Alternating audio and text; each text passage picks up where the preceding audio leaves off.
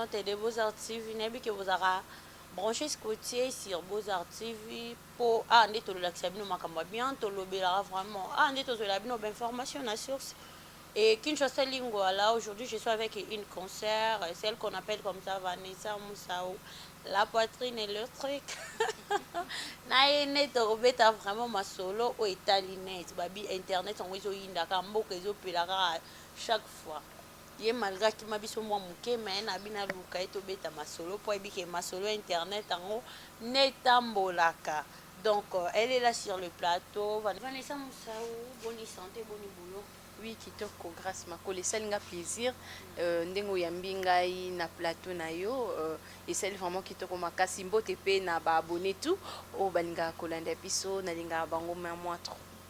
Vanessa Moussao boni basango basango kitoko naza nanga bien na ndenga ya Kinshasa tozobunda kaka na rythme ya Covid-19 tozo vivre ka tobike ekosimba nango kaka malgré ba couvre-feu batumsu balingi yango te mais biso tozo s'adapter nango parce que babi donc maladie ezali to se préserver parce que maladie wana ebomi batu ebele to mona Chine batu bazo kufa lokola bambinzo tomoni partout bato bazokufa mais biso nzambe abateli biso azo continuer toujours kobatela biso na moni bongo pe bato baolanda biso na Goma kuna malgré masasi bitumba bauti pe koboma moko ya ambassadeur ya Italie akufi mais na moni ba congolais ebele babi que et ça déjà annoncé c'est que ba nyonso bayaka koyiba ma minéraux na biso bayaka su koyiba te yango pe salinga moi sai.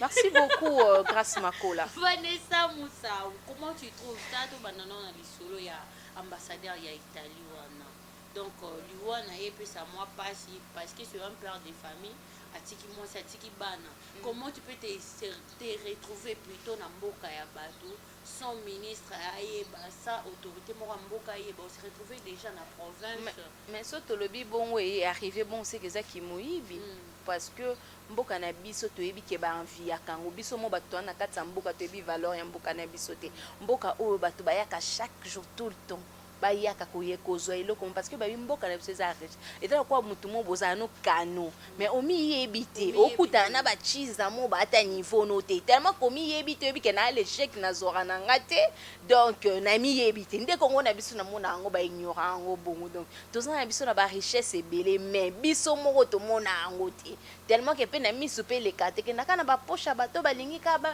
kongo zala ya bango donc pona liwa epesaka pasi mais avant boya na mboka bato il faut déjà ko signaler soko signaler tes apeka mais bato babi bien que ba ki tourisme ya ki kayena grâce à ça kufi pe à son âme Lucas nzamba yamba molimo.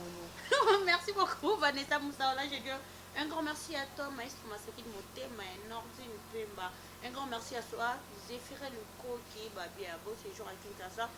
Vanessa Moussao des jours passés tout le monde a une femme une journaliste comme toi on dit que sa carte de presse na ISP UNPC plutôt qui a autant à vous présenter sous l'émission parce que place union sur toi kota place union sur leka bolingaka ba matisi tatami aleka na abattoir alimbi orsa isumusa on a tena éviter so ko bani par là je suis pour et je suis contre parce que Moussa na biso ça Moussa la mot très sensible mobali nyonso akoza o bengsi invité na yo sinon des abo Grammic les grands parce que Grammic les grands ça journaliste à munene na sala na RTG chaîne pe munene na PC bambote donc obi non na ça na besoin tout ça na émission Grammic a episode Vanessa va tout ça na émission faut ya yo moko tika na cameraman na coin parce que il faut tout ça là non tout ça là. Donc quand je dis ça, tu vas comprendre déjà ce que je suis en train de dire. Tout ça là, non.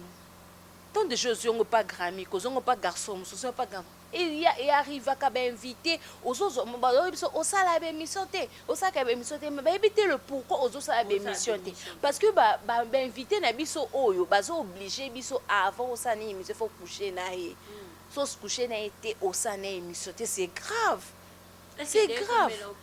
Mbale bele na kota ngako ba komba ba tuté bele bele ba musicien ba comédien ba politicien na parti nyon surtout na parti nyon surtout bosa mabe biso to ba pandisa ngo na ko sala pe mabe na enregistrer yo to obengi nga appel auto sala bona na copier pe audio na on a publié na miso bato. Pourquoi kosaka na ba journaliste? Tellement que yebi ke ba journaliste mso ba se retrouver ako akena millier moko akuti bango ata 10 mais ba kusha na bango nyonso 10 tellement olukaka élément. Il faut et to interpeller peu ba patron ba chaîne balanda biso oloba na muta tournera te yebi ke eloni ba c'était que à votre émission ça tellement que l'ingina se préserver na batela nzoto na ngana sala ngote non sala ngote les mecs quotidien au à travailler et comment conditionnel likambo zo pesa passe fi wana zongisi ngana ko pesa raison parce que ça se joue avec deux femmes. Donc pour ni bolingaka ko sakana ba basi. Donc avant na sa émission na nga mona tika cameraman na coin et puis nga na linga ba habitude wana te briefing ozo briefing na linga ba habitude wana te pe na tika lo sala ngote na kina cameraman na nga na tournage na ebisi no to si émission ka biyo kende no lando jamais na ko salika mona te valeur basomba ngote tu vois mbongo za na suka te grâce nga supporta nzale na supporta nzana na nzala mena kitoko na timie na bonga mi pe kitoko mena ne loti ne bi que na koso mais olala na mutu mo politicien musicien ba comédien poka na mpona ka elema na sango te nga na za pour fi wana je suis pour elle. Maintenant c'est très bien ils a pour na bino surtout si na ba porter parole ya orchestre surtout na orchestre ya ba musicien ya mboka en tout cas ça fait trop mal tant au kenda ka to yaka nga naza bato ebele ba bloquer nga voir même dernièrement kuna za na boss na nga donc obligé nga il faut ya maka mutano a uti poto aye to vandi quelque part donc benga mutongo na komi na WhatsApp ba message ekinde tina ça appel normal et oui mutonga yamba na test ko meli bon tara yo vandi boye boss avandi allô. Bonsoir négoce moko nebiso ko benga kanga te na bloqué na WhatsApp na bloqué na Facebook ola ninga si na appel normal on do quitter akati téléphone on les a pourquoi nous surtout pour balingi ka ki to pesa ndoto to pesa bango so pesi bango te o sala te na ebite conseil pour na bato basala batika grâce batika ce n'est pas bien toza malala na bango te toza batu na bango te batika nga o akosala nga sumamba je veux lui dénoncer na ko dénoncer na obimisa publiquement so boyo sa ndenge émission lobaka na osala te ko sanga te ke o vaniso sala kano il faut ya to kuta na ya te no ya na nga te donc na ko dénoncer batu so bazo sa ba comportement ponika okuchi susko parce que baza ebele et ko coïncider ba miata 10 na journée na bezo bengi o abi na benga ko na linga ko linga kate na yebsa ko tinela nga ba photo sexy ngana tinelo ba video na nga posa mbwisanga na combien na on sala ngote ata na combien na ngote yo na ko sala yango te na ko tindelo video te na ko kangelo pe nini te ezala kata na ndeza na tolobaka ke na poto ndezala ki wana bato poto basenga moni c'est normal osana mwa mutu na o moko boy obino za mobile na ngai na tindele photo de ata mobile na ngwa balinga tozala na bien fiancé na ngana ko sala ngo parce que ezala nango ezate que za tabou te na ko sape mobile na nga zo benga nga vidéo il se lave et tout ça me dit rien du tout parce que n'est bien ça mobile nanga nga pe na ko tinda mobile nanga vidéo ce n'est pas un problème mais ce n'est pas un problème nana loba na 4 bolingo ce n'est pas un problème mais ce ko ba doit comme ça grave comme ça aussi comme ya ba revanche donc quand à rendre que fi wana fona kangi photo ngobo jour to robeba na pona sambu apo sambu singa et 2 jours 3 jours 4 jours je m'en tape ça me regarde pas mais ce que biso ba autre esprit dur jamais so mobile linginga jamais que na domaine wana parce que zela ba fan balanda biso abengi ka lelo lobi nango biso que madame je t'aime beaucoup s'il te plaît faut benga nga ba vidéo il faut sanga kangela nga photo na kangelo photo ya na ngai benga ngoza be omoni donc okomel mutuka na minute allo za bien nando bengo nalanda be mission no sala bien donc na mona kana minute wana non que western na selo moi ça moi on va que western na kamwena western na selo moi ça oh nandeni oh oza pona nanda oza na chambre osani ngabisi na vandi kandi na photo mo bwino ya biotindela ngai nga tinda 20 photo mo bato ba kangela photo tia na tinda ba photo na beta mo ba pose mo photo na kata musala na tinda faut tinda ba muta sengo photo a bon faut tinda le photo na tinda nga photo na après tu ne ona te photo mususu na senga photo intimité wana bozo ate pardon si on a compris que western on tonga komi osenga siko photo ba réponse na zongi c'est le ti lelo abengate c'est là où on a compris que non ezaka un jeu.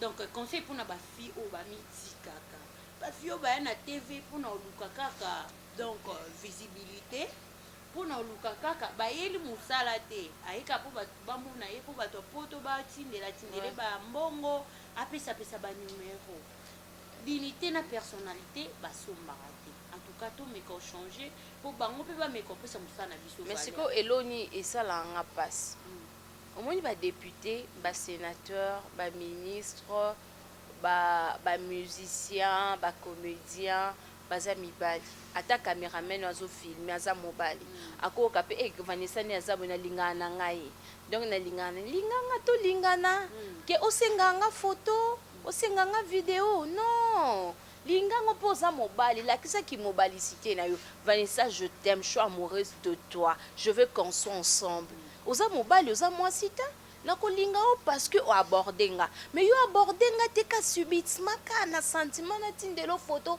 to na kangelo na ekosimba te otika biso to sa musala etika la muke to zui to déposer ba carte to landi fi wana to bi to sa su musala ote et puis je veux parler de oui, je veux parler de vidéo Obiso Tomoni, journaliste, notre comédien Fiston Sai Sai, à lobby contre les journalistes, nous sommes contre ça. Au moins les journalistes, non, on na mimi caméraman, na lobby na non naza ambinza, na zui transport na na kei, na kei na yo sa émission. En retour, tu peux me payer le transport. Pourquoi? Est-ce que va comédie va payer ça va tout bon transport? Il passe jamais non na comédien moi. À part Herman Kasso. Chilombo. Il a fait ça mon transport. Est-ce que bino ba comédien na bo payer ça va tout bon transport? Ba payer ça. Pourquoi ko lo ba biloko bon na ebete so abengi ba journaliste toza batamatolo et ça vraiment betima be je te dis journaliste mutamatolo bon ye mo journaliste aza mutamatolo te on a étudié ba condition de sali que à ce que comme on a bisika toza boé internet et on est en train de faire des émissions mais cela vaut pas dire que toza ba mendiant a au perception morale que na 2021 maramba coupage ezate c'est normal yoko kabela ndenge yo ba soutenir yo au travail na Madenise au travail na Olive Lembe ba kabela yo ba pesa yo ou ba pe na bateau beta matolo. Donc il faut pas traiter le journaliste que bateau coupage. Non, là vraiment to CPLT. Nous le journaliste oui, nous grâce à là, nous le journaliste to se respectaka to aloka ba nga ne naza boso muteyo sala nge mission na sa émission na kozwa 5000 francs no tempo na 5000 temps na kozwa 5000 francs na mais na sac na peut na 1000 na 200 na e bambongo ebele mais je prends au moins 500 na e kosunga nga ipe. Ce n'est pas que eza kozanga polo ba ke ba journaliste ba bato matolo to bato ba coupage ozana batu no bavandela ka yonde azana batu nende bazela ka balie fufu alambi fufu tellement c'est pas lamba bien na mo malamba tolinga ko mingi mobeti mabe obeti vraiment libanda tu n'as pas respecté notre travail biso to respectera bino ba comédien mais yo respecter biso te opesi biso valeur na biso te de te pesa ba elombe valeur de te pesa ba tubino mais yo vraiment beti libanda tu nous as pas respecté tu nous as même pas respecté opesi biso valeur na biso te makolo o totambola poto lukayo ezate ke parce que yo komiso kindenge nini non ezate po komiso ndeni non. Mais obetima, mais tu peux pas insulter les journalistes qui abattent matol. Banani ba obligera bato avant tout ça l'émission surtout ya makusa ya belubu. Il faut $50 miso ko bazo 50 comment c'est tant ça. Les abanani. Bango moko ba comédien te. Na ba comédien te. Bango bato bazo na vie ba journaliste bazo te. C'est pas du tout bien. Oza un artiste comédien ça yo biso nyonso toyebi o biso nyonso toapprécie mosala non malgré omipesaka bisu te na mosala yango mais c'est pas du tout bien ya kotraite équipe ya bajournaliste moko boye parce que c'est normal asautoproclama patron bacomédien tout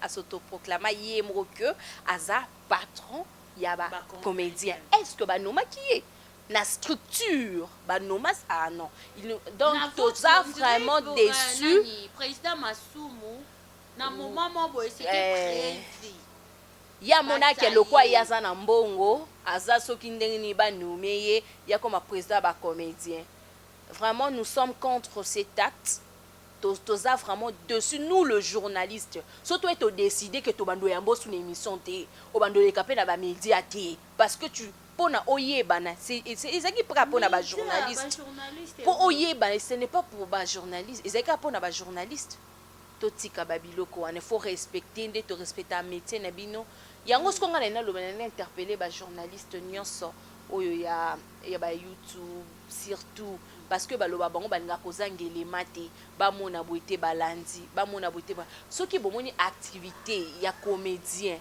bokende te soki bafuti bino mbongo te soki pe babengi bino te bokende te parce que biso moko nena na lobango biso moto mitombo biso moto mibwaki parce que comédien ayebe watu grâce à kitoko asimbio libela keno soki côté bwa moni ke ozano faible amoni ke na ko régler na batanyo son aligné donc je lui règle comme je veux je lui manipule comme un jouet donc nous là on nous manipule pas nous là on nous manipule pas pour nous manipuler là c'est vraiment un problème parce que tokota na ba bêtise wana ti.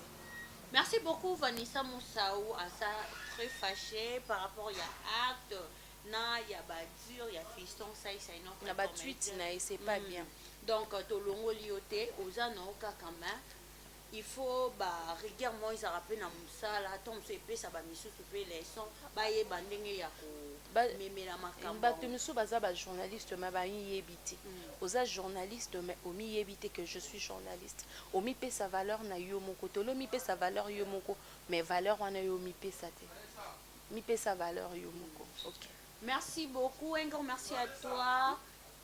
Mon boss, c'est lui qu'on appelle comme ça Ekimi. Vanessa Moussaoutoui, rapidement, makambo ya Penuel, l'ex-femme de apôtre Mike Kalambai, le 14 plutôt février, tout le monde a posté qui ba photo na ye, na fiancé na ye et malgré comment qui moi makambo belé ba ofinga ba loba balobaki et maintenant cet matin na moni la maman page la maman a posté comment Didier Abdul a clashé sur Peniel aussi a zongisi maloba n'habite sur kolobani une journaliste mais moi je suis une femme na ko ngate ba finga ndiko nanga moi si Peniel c'est une femme, c'est une très belle femme. Donc Mike Kalamba a envie kolomate kende tout ça Mike Kalamba jusque là depuis ma kamba Peniel Mike Kalamba ya lingate je n'andimite moizimbi ekutu abaloba ke o akobala te mais n'andimite kazangi copine aka na mwasi batika biso to vandako Peniel alingi ma bes konga na moye pas Peniel les amis pourquoi a exposé na réseaux sociaux sur relationnel ayebi que o ya liboso et quel est ba problème mais à juste sous même à lire même attitude à baxer sous na réseaux sociaux c'est pas normal et ça vraiment normal te komona que relation na yo OK donc ozwa ngo tshona na réseaux sociaux après likolo na ngoni likolo nango songi likolo ngo ba divorce likolo nango ebike kolinga mosala nzambe yanga mona Kinshasa surtout ba musicien na biso o balingi vie ebike musicien chrétien balinga vie trop zana beteno lisolo ebike ba musicien chrétien nga na lobango mettez ça sur internet. Mettez ça sur internet. Ba musicien na biso chrétien balinga vie mettez ça sur internet. Je te dis, au moins que Falinda Zana na ketchup, malgré que Azana ba vie naïe, au moins qu'ils exposé. Est-ce que fallait pour bakanga ki na Côte d'Ivoire na moi si mo ba sala boy. Fallait pour bakanga ki ezalati. Mais alinga kana peut-être, je ne confirme pas.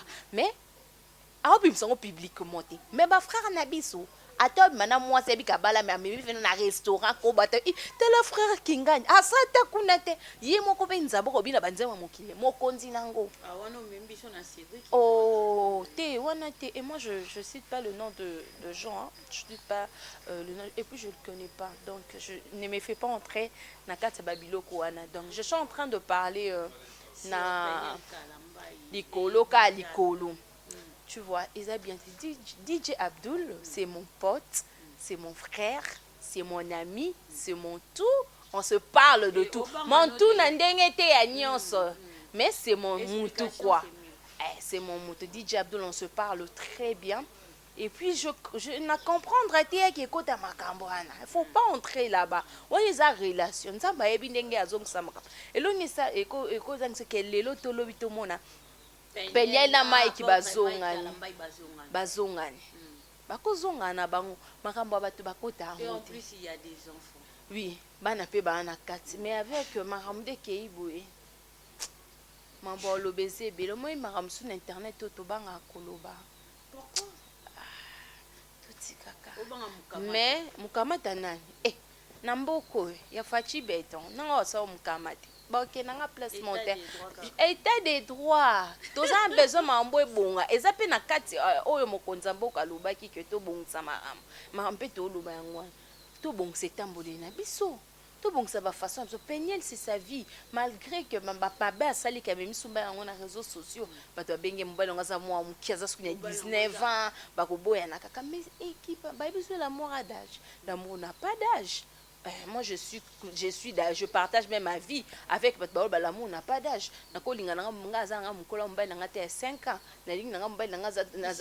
Il suffit qu'à tout lingana. C'est tout, l'amour n'a pas d'âge. Mais moi je vois pas, je ne suis pas pour ce que DJ Abdul a fait. DJ Abdul, je sais que tu raisonnes bien, donc laisse tomber des trucs de Mike Peniel là, laisse tomber ça. Toi tu es mon frère, tu laisses parce que il ne paie pas donc à côté c'est là Peniel oui il y en a bien quand nazo senga DJ Abdul papa Berry de moi donc fait laisse-toi donc tika biloko wana eza vraiment bien te wana eza vie privée na bango bako parce que eloko pe bato bazobosa na Mike na mbai non ba signer lettre de divorce te na Peniel basala bango divorce te akolo ba pe na ko signer pe lettre de divorce te na ko signer pe lettre te et puis toko c'est pas important donc na bango faut que ça na logique nde balandelama ka faut que ne molo timambo aussi la nyonso. Qu'est-ce que tu peux dire à Peniel étant qu'une femme koyoka siko makambo ane bimi oye lisusu pour répondre? Peniel, je t'encourage makambo e bandaki et silaki nango yo muto la musi yango parce que bato bazana besoin te mais tu es une femme tu peux aussi aimer okoki pe kolinga pe comment dirais-je tu peux aussi aimer un homme, c'est pas interdit. Mobile, au moins, il n'est pas très beau, mais bien. Bien. Sikoyo, il faut m'aimer siko bon moi akito. Oyo kasi so mbala za kelonge et ça moi boyanga mimisi. Biso basi to linga abongo. Donc o akito comme on a se ka ndoli mama na bo. Il faut kundola mama na bo mibali ba seka biso mobali koza boyoko abi etando konzi vaneso oza munene mais okonzi donc allo bano kotelia solo na konzi pourquoi ça konzi mano il faut là que ça que na zupe ya kitoko kolika. Je pensais que toi tu es beau mais j'ai eu encore un homme plus beau que toi. Donc nazu mobile moi za cano donc présentable tali kitoko ba lèvres cano tali waouh. Donc, à l'ingénieur mobile, mais il fallait quand même gérer ça. Petit, critiquer lobby non. Est-ce que mobile en a beaucoup balana? Il n'y a pas le lobby à tabac. Bon, mobile, il faut qu'à sobolinga, il faut qu'à balo. Non? Il y a so, il y a ba. O yango de to mobile, ba ça ba fiancé à ba 10 ans. Moi si aye ba non mobile au bala. Tu es bate? Mobile na ye ba ka. Moi si akobala. Pour mibali baza garçon mon atuna question bi yango mon obeti fiançailles na mobali moi sur ta 9 ans mobali atabi nde tozala bui tozala na 3 catégories ya basi moi si on a lingi pour na moni corpulence na sepe na corps na ya sepe na nzoto ne ba taille na ba nzoto ne kandeza mususu pe na lingi parce que to ke na ne ba staff Ba-staff. donc bébé après ton va aller na bi ke o alongola nga soni devant ba camarade na nga porte madame mais mususu pe to na lingi vraiment ko mama bana nga o comprendre so mobile alingi ko tchala motema te ke on va aller au mariage sinon te obé la tension donc aussi quand nyonso na maboko ya nzambe nzambe kanda sunga donc des fois ba o ya biso te to mukato arrachant pour comme ya biso donc on en rôle bah c'est juste ça. Oui, c'est ça. OK, merci beaucoup. Rentrée scolaire na ebité classe ezongi et comme sous bana ya 6e année ba finaliste na loba ba ko sala examen tina mois de septembre. Examen 4 jours tina mois de septembre. Voilà. Na ebité si tu trouves ça comment? Déjà des ordres koti mbutu mbutu ekoti na faire ya kelasi mbutu mbutu ekoti déjà po tozoyeba te calendrier ya sika bokobimsela biso mokonzi mboka il faut vraiment ministre wana Willy Bakonga donc il faut azwa makambo na ye parce que a créé des ordres makasi na mitu ya bana siko bana oyo oyebi ke nabeta no lina tozonga no nsima bana oyo na ne passé basali 6 mois na ndako bakendaki na congé wana ya makambo ya covid donc baconfinaki tovanda na bandako mpona covid-19 après bana wana badélibéré bango donc calculer na classe ezala na 9 mois grâce 6 mois na ndako donc botangi ka 3 mois na 3 mois wana faire passer bino classe donc notion on a déjà bapesa déjà esani etombé déjà oyebi déjà zéro bamanto sous classe ce qu'on ngolo bana ke bano baotanga ba repasser sous classe nga jamais ata mwana nga obandela classe okotanga te ako mata classe te donc bana babosani maka ceux za calendrier sika babanda na plan du cours pour moi je préfère chef de l'État Félix Antoine Tshisekedi notre président que j'aime beaucoup Fachi Béton donc bana babanda plan du cours bana bayebi solo te na mutu parce que bana o babanda ki na parce que classe ba na mois de novembre classe ba na mois de novembre bana babanda ko boya kotangisa bango pa ba professeur pour ba lobi ke gratuité zate il fallait na gratuité wana bana basai no un mois batanga ki il fallait suko futa mbongo bafuti mbongo gratuité ezalaki mais ba exécuter ki yango te bana ba parents ba komi ko bana bandoya classe mais ba opesa bango cours te. Après, on a fait en décembre, avant qu'il y ait congé, il y a nouvelle année. Donc, avant qu'il y ait yango, ban bafuta kisko au moins d'ambongo. Basali soki 2 semaines, 3 semaines, baké congé on a tiré l'autre comme dans le mois de février. Ce qu'on voit c'est que ban na batangte, bo bandela bo continuer na ban ba bandela vraiment cours normal, plan du cours. De banda A1, ban na matin ba 0 couleur ba banda ngonde siko parce que soki boye ban tout le monde qui a un examen d'état bana batangi te 6 mois bavane na ndako mais bana baobeta ba 94% 97% ba 74% on a ba point copain net diplôme eleka kiana eza diplôme moko ya échec parce que notre maman Denise Tshisekedi Nyakero yé asala ba bourse na excellence mais année on a moni bourse ezate parce que bazota la capacité ya bana ndenge bazokendela na travail donc tozo rendre bana mauvais service bokonzambe que faut tailler la biso vraiment problème surtout pour les enfants c'est très important le professeur botuka pe mo abana boza pe ba parents bo pesa ta cours moi muke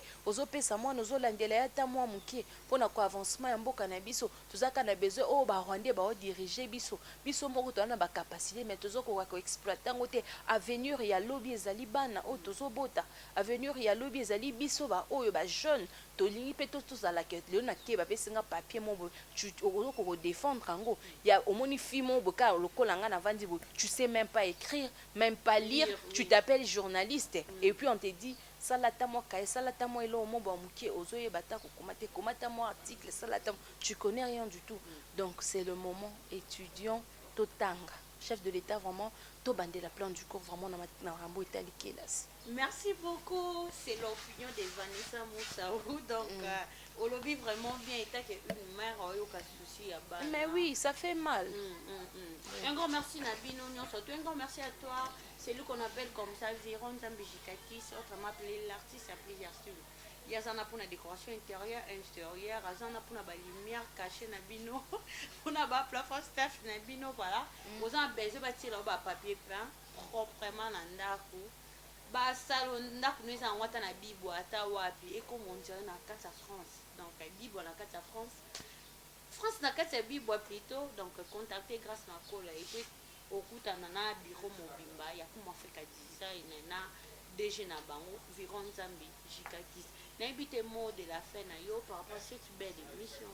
Merci beaucoup na ba nyonso bazwaki temps na bango ba disposaki ba moment moko très très très important pour na kolanda biso kolanda émission pesami na mutu nyonso te donc soki na tutisaki na tutisaki bato libaku donc pardonnez-moi, je suis votre sœur na koki pe kobeta libaku parce que toza na kati société corona ezali ya tango luka makama fo yeba oui corona ezoboma etala te. Donc, merci beaucoup. Mais je salue quelqu'un, je salue Excellence Tchachombala Kashogi, Excellence Tchachombala Kashogi, na Power Palace, ici, Kamoya Kitoko, il y a lieu de repos, il y a bien Power Palace. D'ici là, Bozomo, ma œuvre chez Excellence Tchachombala. Merci aussi à Rokar Miss, le mignon garçon, un bon tonton, pas comme les autres, babillé, brassard. Lui, vraiment, c'est moi. Quand on lui voit, on voit Vanessa Moussao. Donc, je lui salue. Parce que c'est mon nom. Donc, Rokar Miesi, le mignon garçon. Donc, merci beaucoup. Merci aussi à Christelle Mamou. Merci aussi à Aïda. Je vous aime beaucoup. Merci aussi à mes deux caméramens. Je vous aime tellement beaucoup. Nalinga Abino Minki. Je reste Kilongo Brador. Rosny Massamba. Rosny Massamba, merci beaucoup. Merci beaucoup aussi à Jires. Je reste mon bruit beaucoup, je reste yo bongo nanga. Babi a filma, je reste au filma, il y a les lotés. Je t'aime beaucoup, je te porte dans mon cœur. Merci beaucoup. To comme déjà na suka ya émission na biso. Voilà, chers mes internautes de Beaux-Arts TV, que vous en révélez. Donc, vous c'est l'émission, il y a la période des stars parce que même la maman bien, bah vérité. Un grand merci pour la confiance, la fidélité. Un grand merci à lui-même, le numéro 1 des Beaux-Arts TV, celui qu'on appelle comme ça. Boss Papi Kelly, donc bah, bon séjour à Kinshasa et continuez kaka. Ainsi qu'à mon équipe technique, je reste Kilongo.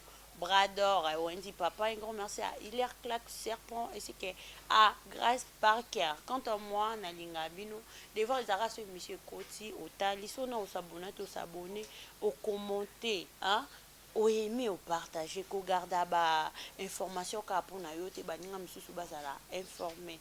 Donc on a l'ingabino mingi, ma famille, je vous aime énormément à mon papa Claude Makola depuis Angola.